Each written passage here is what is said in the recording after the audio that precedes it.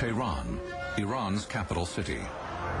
Every Friday after prayers, crowds chant, "Death to America."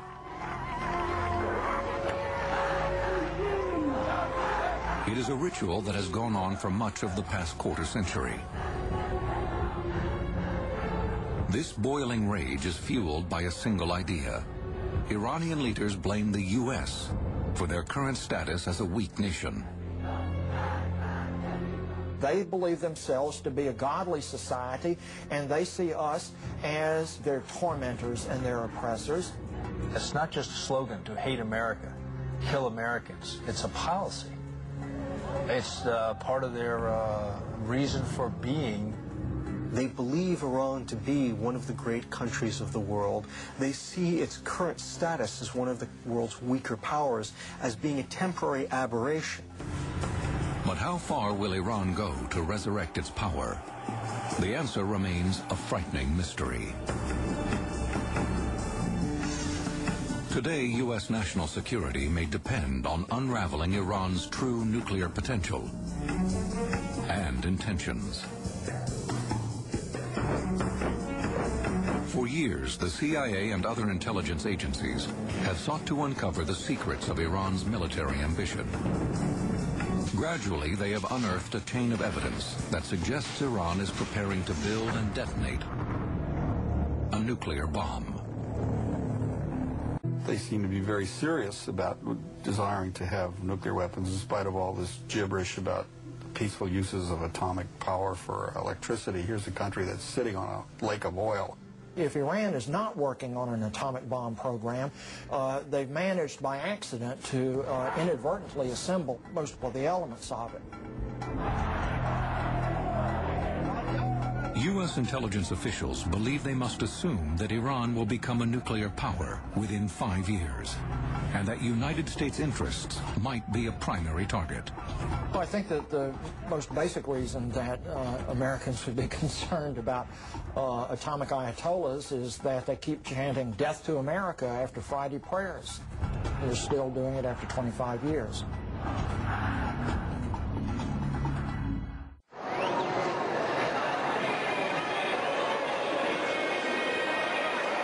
To many Westerners, Iran presents a frightening prospect. A radical Islamic republic that appears intent on becoming a nuclear power. Iranians are the descendants of one of the world's great civilizations, the Persian Empire.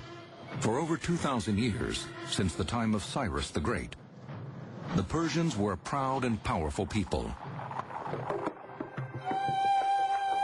The borders of the Middle East have been drawn and redrawn for centuries by tribal disputes and foreign conquests.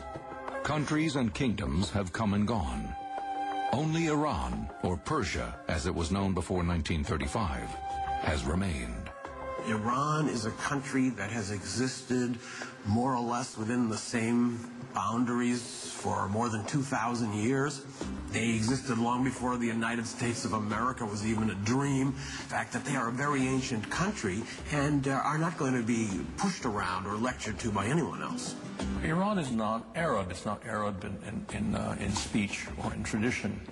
It, in fact, is Iranian or Persian. That's a totally different language, and Iranians often get very upset if they're confused for Arabs. If you sit with almost every Iranian and start a conversation about anything, it ends up usually in a discussion where people talk about Iran as the greatest civilization of all time. Unlike U.S. forces, Iranian troops readily engage in unconventional warfare. The use of insurgents, guerrillas, terrorists, a few missiles here and there. They have a great capability. And that's the one I would fear the most. And if you look at Iraq, that's what's the most effective right now. Iran has almost 800,000 men in its armed forces. In addition to standard troops, Iran has recently made efforts to bulk up its 7 million-man Basij force, the human wave that was so successful in the Iran-Iraq War. Experts say that a ground invasion of Iran could require almost 300,000 troops. Even if we wanted to do it, we don't have anything like the forces for it. Our forces are already greatly overcommitted around the world given their size. Iran has 3 times the population, 4 times the land area of Iraq. There are very few people in Washington who are seriously contemplating an invasion. There is another concern. Even with the most precisely targeted air campaign, once the bombs begin to fall, any chance of winning favor with the fiercely proud Iranian people will disappear. We have to recognize that airstrikes against Iran would mean going to war with the Iranians. And what we've seen from the Iranians is they don't take these sort of things lying down. Iran could unleash the terrorist network Hezbollah on U.S. interests in the Persian Gulf and the U.S. itself. What Iran will do in the aftermath of an American attack is hard to say. What they could do is terrible to contemplate. They could certainly turn up the heat on the American presence in Iraq. I mean, if you think the suicide bombers in Iraq are bad now, just imagine what would happen if they were going off every hour or every half hour. If you think that suicide bomb attacks in London are bad, think about suicide bomb attacks on elementary schools in the Midwest here in the United States.